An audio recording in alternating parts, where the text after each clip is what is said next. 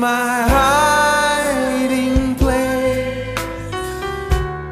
You always fill my heart with song of deliverance.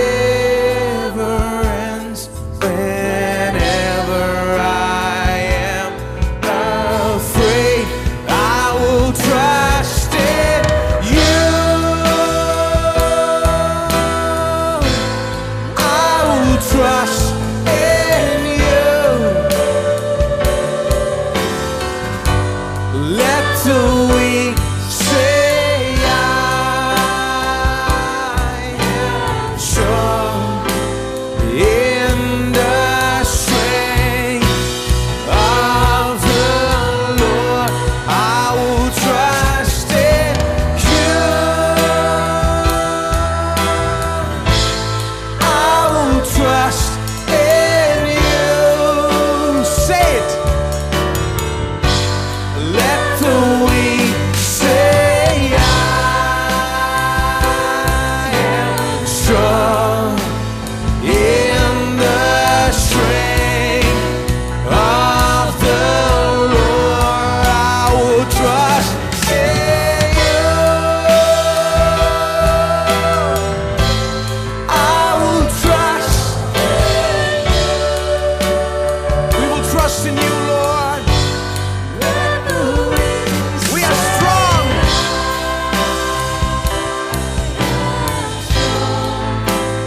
In the strength of the Lord, I will trust in you.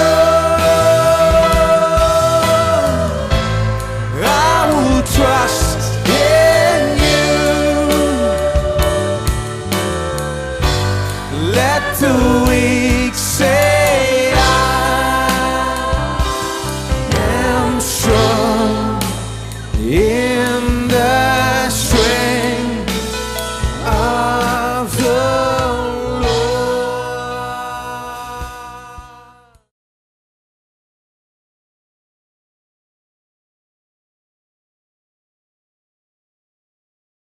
इफिसियों अध्याय 2 वचन 5।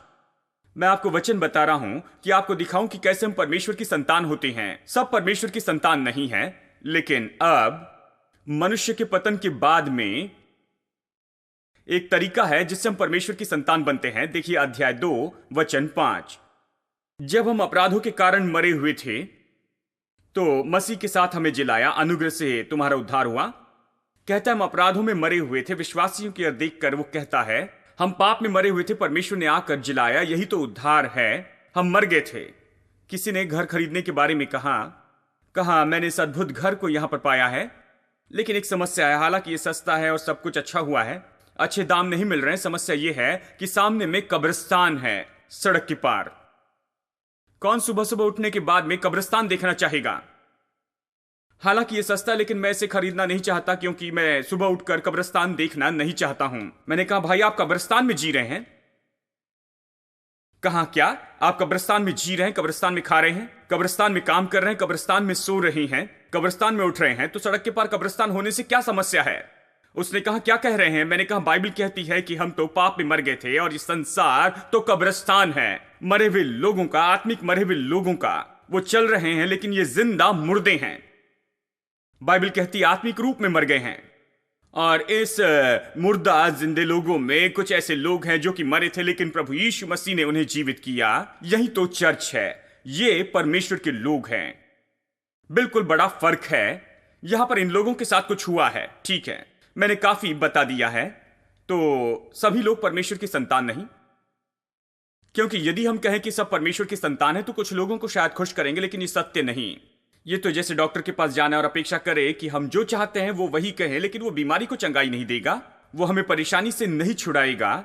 यदि हम सच में पूरी तरह चंगे होना चाहते हैं तो डॉक्टर को सत्य बताना होगा और सही उपचार करना होगा, चाहे इसमें थोड़ा सा दर्द ही क्यों ना हो या बहुत ज्यादा क्यों ना हो। क्योंकि कुछ भी हो ये भलाई करेगा, आखिरकार हमारी जिंदगी को ये बचा लेगा। तो आज सब परमेश्वर की संतान नहीं, हम परमेश्वर की संतान हो जाते हैं।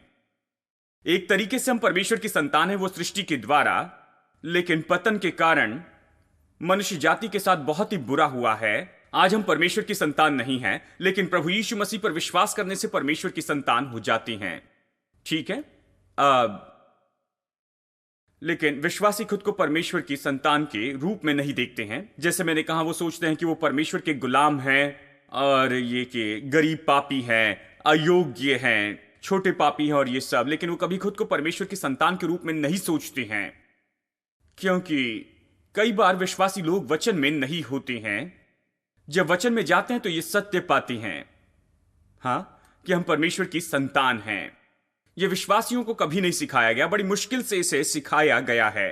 जानते हैं, विश्वासियों से कहते अगर यीशु आज आ गया तो आप स्वर्ग में जाएंगे क्या? हर तरह की बातें सिखाते, लेकिन कभी नहीं सिखाते कि आप परमेश्वर की संतान हैं, परमेश्वर के पुत्र हैं। जानते हैं, पता नहीं इसके बारे में क्या सोचते हैं। मुझे लगता है वो इसे बहुत ही सरल सिखाने की बात समझते हैं।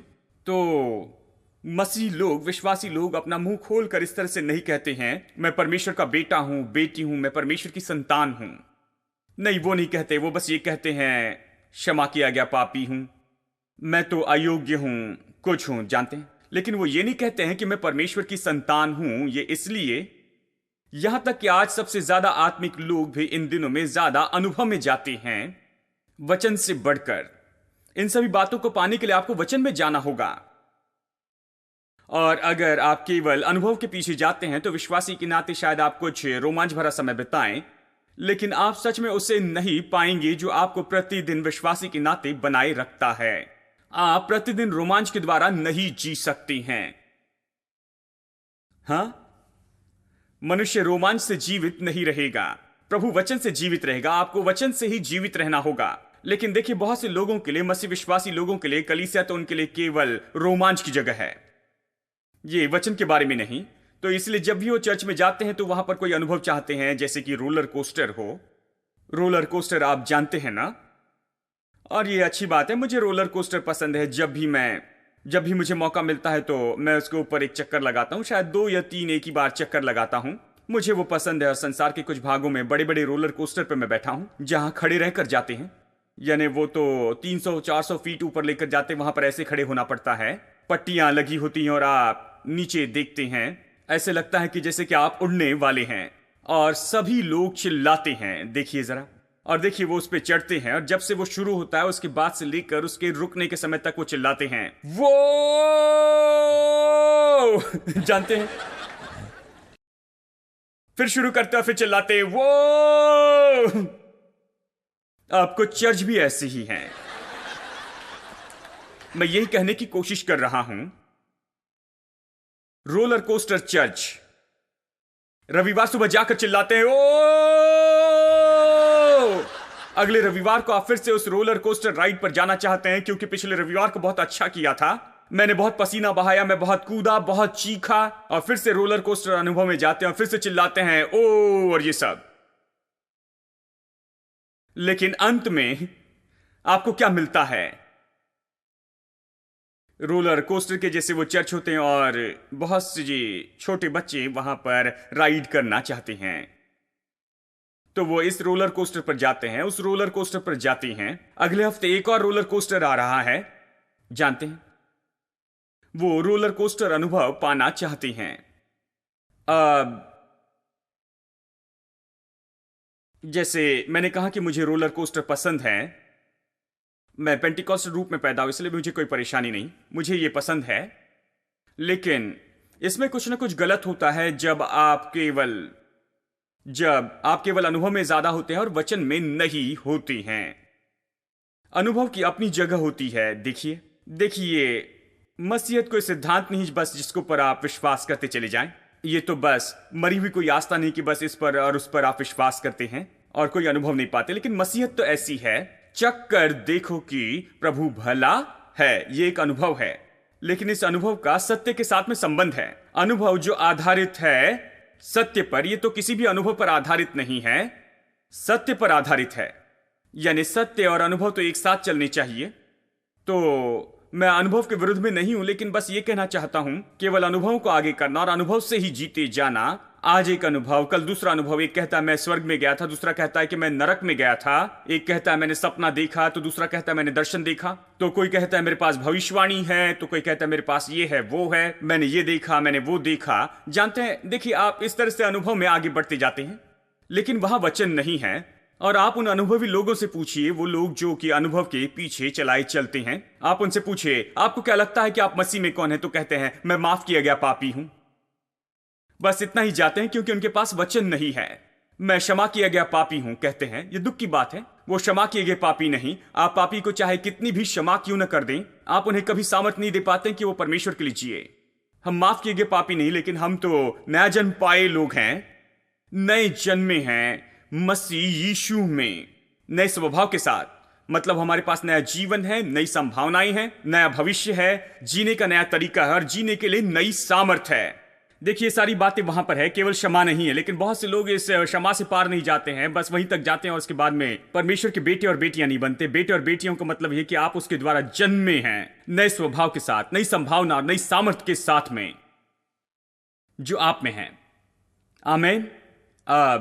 बात तो यह है कि बहुत से लोग वो इस बात को नहीं जानते हैं कि ये जो है परमेश्वर की संतान होने का मतलब क्या है। चलिए रोमियो अध्याय 8 में वापस चलते हैं और यहां पर वचन 15 से मैं आपको कुछ बताता हूं। क्योंकि तुमको दासत्व की आत्मा नहीं मिली कि फिर भयभीत हो, परंतु लेपालकपन की आत्मा मिली है, जिससे हम हे अब्बा हे पिता कहकर पुकारते हैं। ये यहां पर पुत्रत्व से हमारा मतलब क्या है, परमेश्वर की संतान होने का मतलब क्या है, इसे कैसे समझे। यहां यह कहता है कि हमने लेपालकपन की आत्मा पाई है। अब यहां लेपालक शब्द उपयोग किया गया है, इसलिए बहुत से लोग गलत दिशा में जाते हैं, क्योंकि वो सोचते हैं परमेश्वर संसार के सबसे बड़े अनाथाश्रम का फाउंडर है, उसने बड़ा अनाथाश्रम बनाया है और वो कहते हैं कि उसने मुझे ले लिया है, मैं क्या करूं मेरे भाई, मैं तो बहुत ही दयनीय दशा में हूं। इस अनाथाश्रम में मुझे खाना मिलता है, मुझे कपड़े मिलते हैं, परमेश्वर मेरे लिए भला है, मैं अनाथाश्रम में रहता हूं जब तक स्वर्ग में न जाऊं। इस तरह की लोगों में मनोदशा है कि परमेश्वर ने उन्हें गोद लिया है, वो तो गोद लिए बच्चे के जैसे हैं। लेकिन ये लेपालक शब्द, गोद लिया शब्द केवल एक उद्देश्य के लिए है, और ये एक सीमित उद्देश्य के लिए है कि बताए और विवरण दे वो जो कुछ भी हुआ है कि परमेश्वर ने हमें लिया और हमें परमेश्वर की संतान बनाया है। लेकिन यहां पर सच में ये गोद लेना नहीं हुआ है, यहां पर ये शब्द कुछ और बताता है, लेकिन सच में यहां पर नया जन्म हुआ है। मैं ये दिखाऊंगा यहां पर लेपालक शब्द या फिर गोद लिया शब्द क्यों उपयोग हुआ है, क्योंकि ये बताने के लिए बहुत ही सरल शब्द है। ये क्या बताता है, मैं विश्वास करता हूं सबसे पहले ये बताता है जब किसी को गोद लेते हैं, जो किसी बच्चे को गोद लेता है वो योग्य व्यक्ति होता है। कोर्ट निर्णय लेता है कि क्या ये व्यक्ति कोई अपराधी है, क्या इसकी कमाई काफी है, क्या इसके पास अच्छा चरित्र है, क्या ये बच्चे की परवरिश कर पाएगा, इसका अच्छा परिवार है, क्या ये बच्चे को आस पड़ोस अच्छा दे पाएगा, क्या इसके लिए प्रयोजन कर पाएगा। कोर्ट ये सब निर्णय लेता है, सीधा बच्चा नहीं सौंप देता है। अगर आप लोगों के हाथ में बच्चा दे दे, देखिए कुछ लोग 10-10 ले लेते हैं और उन्हें सड़क पर भीख मांगने लगाते हैं, तो वो सबसे पहले उस व्यक्ति की योग्यता को देखते हैं जो इन बच्चों को गोद देना चाहता है। तो सामान्य व्यक्ति गोद नहीं ले सकता है, इसीलिए आपको एक अच्छा रिकॉर्ड रखना चाहिए और आर्थिक योग्यता वहां होनी चाहिए और ये सारी बातें वहां पर होनी चाहिए। आपको बहुत ज्यादा सिफारिश की भी वहां पर जरूरत पड़ती है बहुत से लोगों से कि आप इस बच्चे की परवरिश करने के लिए आप योग्य हैं। केवल तब सरकार आपको वहां पर लीगल पेपर देते हैं, गोद लेने के लिए आगे बढ़ते हैं। यानी ये गोद लेने वाला व्यक्ति तो ये तो सच में अद्भुत व्यक्ति होता है, लेकिन जिसे गोद लिया गया है वो उल्टा होता है। सामान्य रूप में इस बच्चे को कचरा पेटी में फेंक दिया जाता है, उस बच्चे को अनचाहे रूप में छोड़ दिया जाता है, सड़क पर या कहीं पर, जानते हैं, या मां ने उसका इनकार किया है, या ऐसा बच्चा जिसे वो नहीं चाहते हैं क्योंकि वो परिवार जो है वो बहुत ही गरीब है।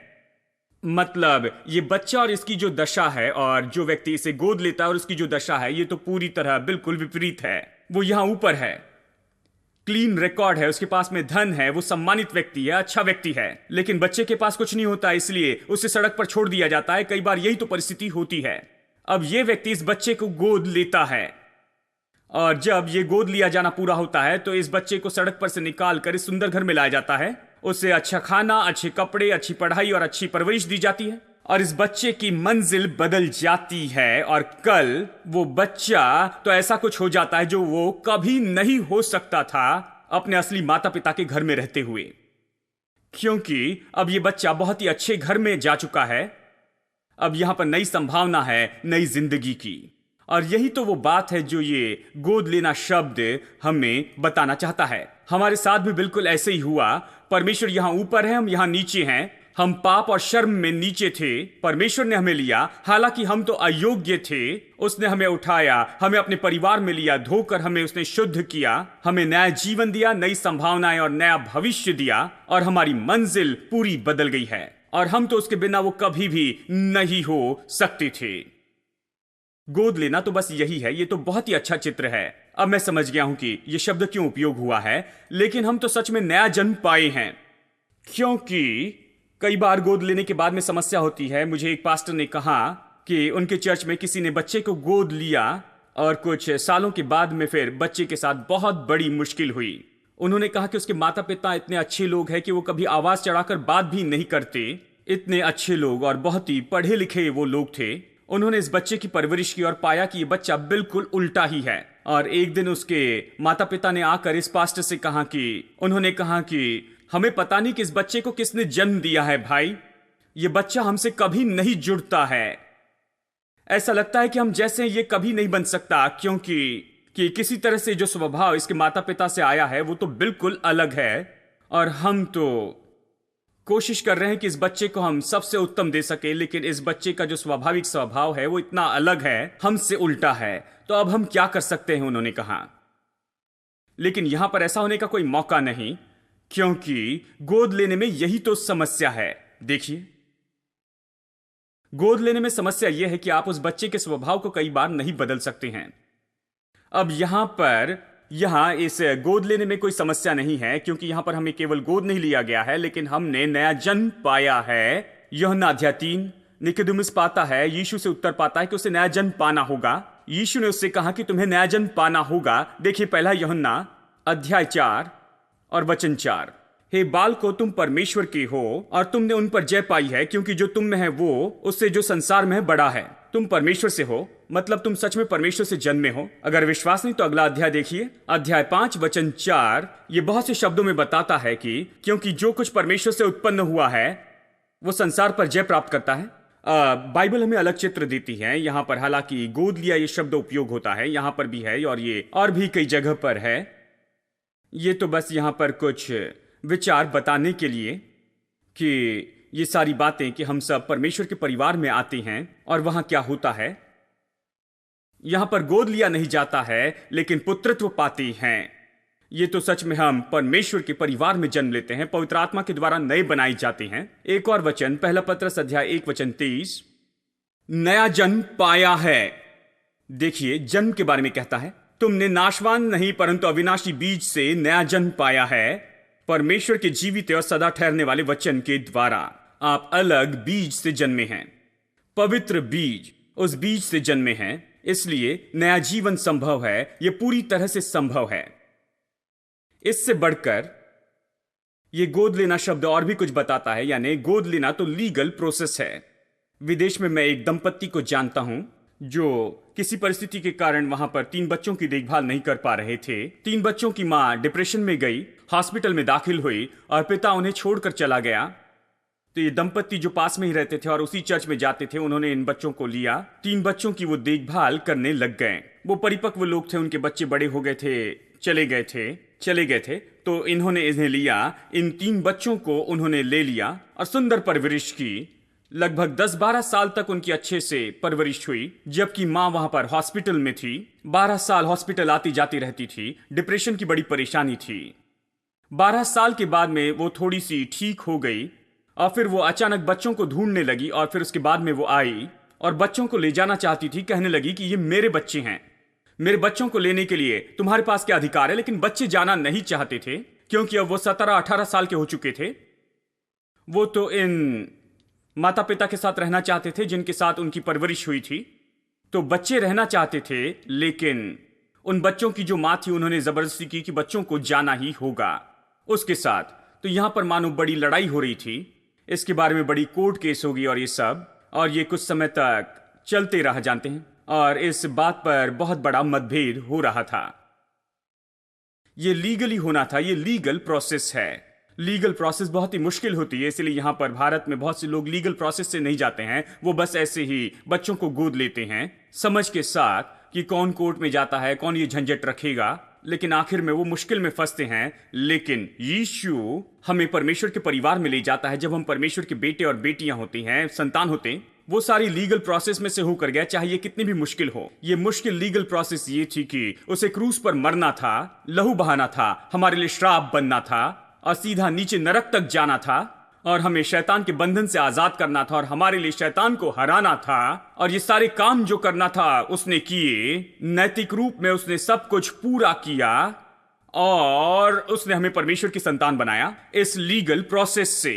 और ये तो वो सर्टिफिकेट है जो दिया गया है। रोमियो अध्याय 8 वचन 14 से 17 में ये इस तरह से कहता है, अब हम परमेश्वर की संतान हैं, यदि संतान है तो वारिस भी हैं, परमेश्वर के वारिस हैं और यीशु के साथ में संगी वारिस हैं। यही तो वो सर्टिफिकेट हमें दिया गया है पूरी लीगल प्रोसेस के बाद में। ये साधारण बात नहीं, लीगली इसे पूरा किया गया है,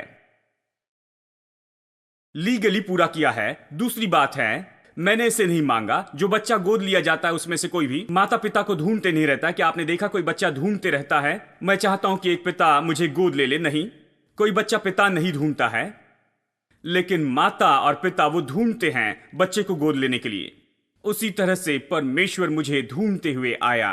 प्रभु ने मुझे पाया, मैं उसे ढूंढ नहीं रहा था, उसने मुझे ढूंढा, उसने मुझे लिया। ये उसकी इच्छा, उसकी खुशी, उसने मुझे लिया और गोद लिया। तो जब शैतान आता है, अभी कहता है तुम्हारे पास कौन सा अधिकार है कि तुम खुद को परमेश्वर की संतान कहो? तुम इतने बुरे हो, तुम तो इतने पापी हो, तुम इतने बुरे हो, तुम कैसे आज अपने आप को परमेश्वर की संतान कहते हो? क्योंकि यीशु पर विश्वास करते हो, इसलिए आप शैतान की ओर देख कर कहे, शैतान मेरे पास में यहां पर सर्टिफिकेट है।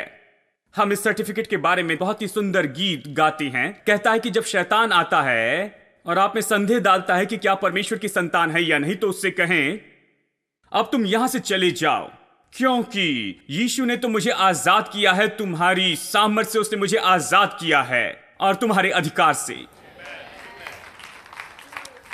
चलिए मैं ये सर्टिफिकेट पढ़ता हूं, इफिसियों अध्याय 1 वचन 3, क्योंकि आपको जानना है कि सर्टिफिकेट है। बाइबल कोई साधारण सी बात नहीं है, यहां पर सब कुछ दिया गया है।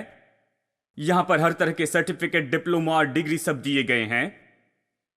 अध्याय 1 वचन 3, हमारे प्रभु यीशु मसीह के परमेश्वर और पिता का धन्यवाद हो कि उसने हमें मसीह में स्वर्गीय स्थानों में सब प्रकार की आत्मिक आशीष दी, जैसा उसने हमें जगत की उत्पत्ति के पहले से उसमें चुन लिया कि हम उसके निकट प्रेम में पवित्र और निर्दोष हो, और अपनी इच्छा के भले अभिप्राय के अनुसार हमें अपने लिए पहले से ठहराया कि यीशु मसीह के द्वारा हम उसके लेपालक पुत्र हो। ये कहता है कि उसके उस अनुग्रह की महिमा की स्तुति हो जिससे उसने हमें उस प्रिय में सेंत में दिया, हमको उसके उस लहू के द्वारा छुटकारा अर्थात अपराधों की क्षमा उसके उस अनुग्रह के धन के अनुसार मिला है। अब ये क्या कहता है? सर्टिफिकेट क्या कहता है? देखिए, सर्टिफिकेट कहता है, पहले शैतान कहता है तुम ऐसे पापी हो, खुद को कैसे परमेश्वर की संतान कहते हो? लेकिन सर्टिफिकेट कहता है कि मेरे जन्म के पहले ही या फिर मैं अपना पहला पाप करना शुरू करता, परमेश्वर ने मुझे चुन लिया कि मैं उसका पुत्र हो जाऊं। इसलिए मेरे पाप उसे नहीं बदल सकते हैं। जगत की उत्पत्ति के पहले से ही परमेश्वर ने मुझे पहले से ही ठहरा दिया था कि मैं परमेश्वर का पुत्र हो जाऊं। पहले से निश्चित कर दिया था कि आप परमेश्वर की बेटी हो जाएं। परमेश्वर ने यही तो किया है।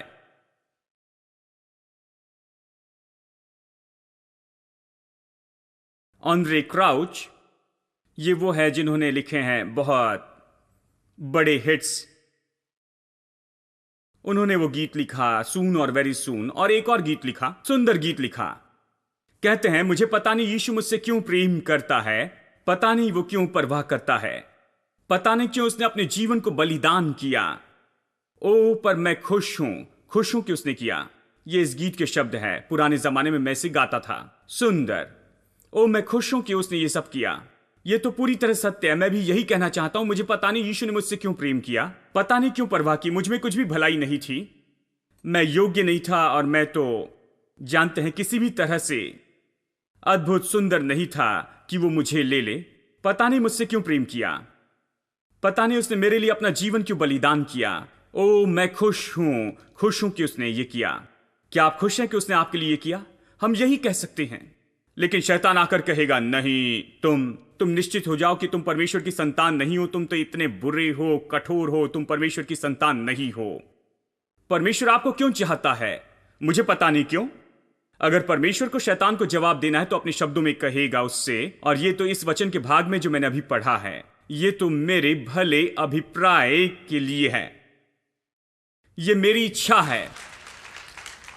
वो शैतान से कहेगा मैं यही चाहता था, मेरी इच्छा है, तुम चले जाओ, मुझे ये पसंद है, मुझे ये चाहिए था तो मैंने इसे ले लिया, तुम्हें इसकी क्या परवाह है? मुझे ये पसंद था, मैंने ले लिया। मैं आपको बताऊं दोस्तों, अच्छी खबर तो यही है, आप यहां पर बैठकर सुसमाचार सुनकर उसमें आनंदित होते हैं क्योंकि आप कहते हैं आप परमेश्वर की संतान हैं।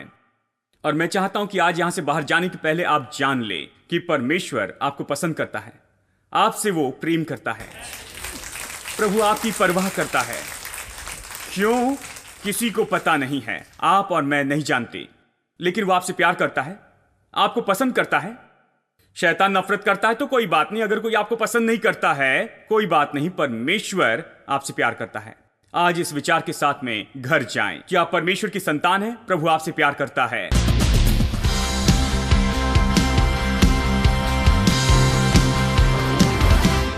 Jesus, you are so good. Jesus, you are so good. There's nothing to fear, 'cause I'm here in your presence. Jesus, you are so good. Jesus, you are so, so good. And I just want to thank you with every beat of my heart. Jesus, you are so good. Jesus, you are so good. There's nothing to fear, 'cause I'm here in your presence. Jesus, you are so good. Jesus, you are so, so good. And I just want to thank you with every beat of my heart. You've given me eternal life, your word to light my way. You've given me a spirit with new mercies every day. Jesus, you are so good. Jesus, you are so good. There's nothing to fear, 'cause I'm here in your presence. Jesus, you are so good. Jesus, you are so, so